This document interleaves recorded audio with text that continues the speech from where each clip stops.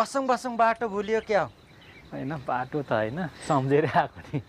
या पिरा निकाल थाउ।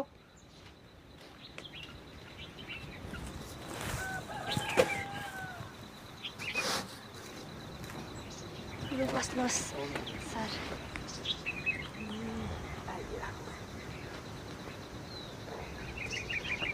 होइन दसैँ सकेको छैन क्या अन्तर? कहिले फुर्सद नहुने मान्छे, सधैँ बेला बेला चौतरातिर मात्रै भेट हुने। आज त घरमै टुप्लुक आइयो त, के काम त पर्यो होला हौ? लु होइन हौ नासपाते, म त आज एउटा काम परेर पो यहाँ आएको कि। के होला? अब नासपातेले त सधैँ अब च्याब्रुङहरू बनाइरहेको छ। अलिक संस्कार संस्कृतिलाई धेरै माया गर्ने मान्छे, धेरै कुराहरूको जोहो गरेर राख्ने मान्छे। मलाई पनि एउटा तानाको साह्रो आवश्यक पऱ्यो कि मेरो गाउँतिर